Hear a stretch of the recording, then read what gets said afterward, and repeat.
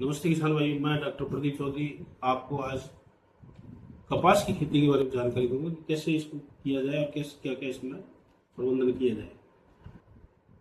कपास तीन तरह की होती है, देसी होती है, एक संकर होती है और एक मिट्टी कॉटन होती है।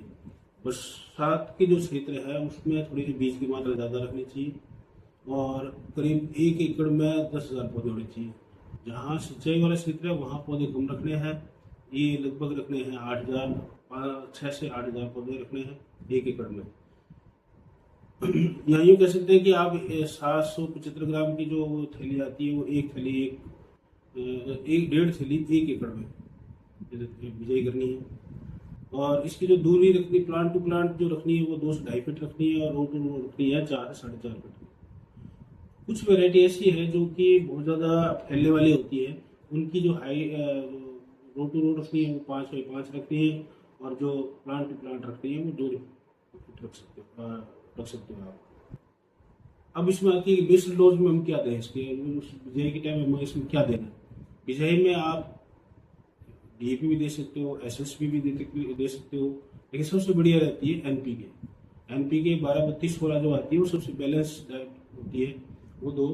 और साथ में आप इसमें थोड़ा बेंटोनाइट सल्फर भी मिला सकते हो, वो मिला के 2-3 किलो पर मतलब एनपीके हो जाएगी लगभग 40-45 किलो पर एकड़ के हिसाब से। और बेंटोनाइट सल्फर देनी है इसमें 5 किलो एकड़ के हिसाब से। इस तरह से आप इसको बिजाई कर सकते हो। इसके बाद में इसमें विशेष ध्यान रखने वाली जो बात है कि ये कई बार क्या होता है कि तेज हवा के कारण इसमें हो जाती है, इसलिए कुछ पौधे आप अलग से ट्रे के अंदर, कपों के अंदर लगा के रख दो ताकि रिप्लेस कर सको, या कोई पौधा खराब हो जाए तो उस जगह लगा सको। ये थोड़ा सा एक्स्ट्रा करके आप रख सकते हो। फिर इसमें 40 से 45 दिन पे 40-13 का जो है वो स्प्रे करना चाहिए और उसके बाद में 70 दिन पे एनपीके 052-34 देना चाहिए।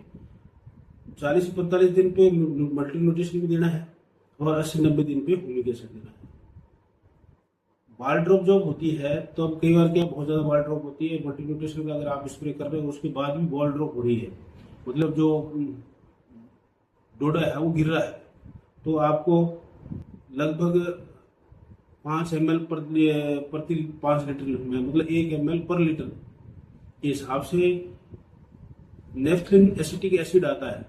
फिर इसको हम आती है कंपनी की प्लानोफिक्स के नाम से भी आती है। इसका स्प्रे आप करोगे तो ये गिरेगा नहीं, ये हार्मोन है एक तरह का। कभी और पौधों की लंबाई ज़्यादा हो जाती है, उसमें डोडे कम लगते हैं या बॉल कम लगती है, उसके लिए आप इसमें मैपी का क्लोराइड का स्प्रे कर सकते हो। ये 5% का ग्रुप घोल आता है और इसका स्प्रे कर सकते हो। इसके अलावा इसमें फाइबर अच्छे बने, क्योंकि फाइबर अच्छे बनेंगे तो इसका रेट अच्छा मिलेगा। तो इसके लिए आप लगभग 50-60 दिन पे 13-0-45 का स्प्रे करें और पोटेशियम नाइट्रेट मतलब 0-0-50 का स्प्रे करें। और इसका बॉल का साइज बढ़ाने के लिए आप मल्टी न्यूट्रिशन और मैग्नीशियम सल्फेट और कैल्शियम सल्फेट इसका 60-70 दिन पे स्प्रे जरूर करें। इससे इसका साइज भी बढ़ेगा और इसमें फाइबर की रेशे भी अच्छी बढ़ जाएगी। बाकी विशेषण को जैसे वो नहीं आती, जैसिड आता है, एफिड आते हैं और सफ़ेद मच्छर आते हैं। सफ़ेद मच्छर किसी भी जहर से नहीं उठते, इसको नीम के तेल से ही मारा जा सकता है। इसमें आप थाइमिथाक्सा नीम के तेल के साथ मिला के स्प्रे मारेंगे तब भी ये कंट्रोल हो जाएगी। इसके अलावा इसमें लाल सुंडी आती है, तो इसके लिए पीला नीला आपको जो स्टिक क्लिप आती है वो लगानी पड़ेगी, उससे आपको आइडिया लग जाएगा कि कितनी आ रही है। और लाल सुंडी को रोकने के लिए पीवी नोट आते हैं, पीवी जेल आते हैं। ये जो पीवी नोट या फिर जेल होते हैं इसमें गैसिक्लोरिया होता है 4%। इससे क्या है कि जो इसकी जो तितली होती है, मेरी तितली होती है, वो बाहर की तरफ घूमती रहती है, अंदर नहीं जा पाती है, पौधे को इफेक्टेड नहीं कर पाती है। इसको कंट्रोल किया जा सकता है।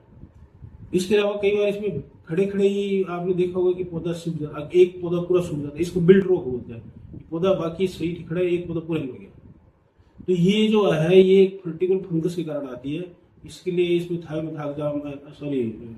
थायोफ्लोराइड मिथाइल है, और कार्बोनेट मैंगो जो है, इसका स्प्रे आप समय समय पर करते रहे। और पौधे कम मात्रा में लगे, मगर बहुत ज़्यादा बीज डालोगे तब ये ज़्यादा आएगी। बीज की मात्रा सही रखोगे तब ये समस्या नहीं आएगी। इसके अलावा अगर आपको कोई जानकारी चाहिए तो आप मेरे को इस पर मेल कर सकते हैं, आप कर सकते हैं, और फोन भी कर सकते हैं। फोन आप 10 से 5 ही करें। और यूट्यूब पे भी मेरा ये वीडियो है और फेसबुक पे भी है, इसको लाइक करें और फॉरवर्ड करें। धन्यवाद।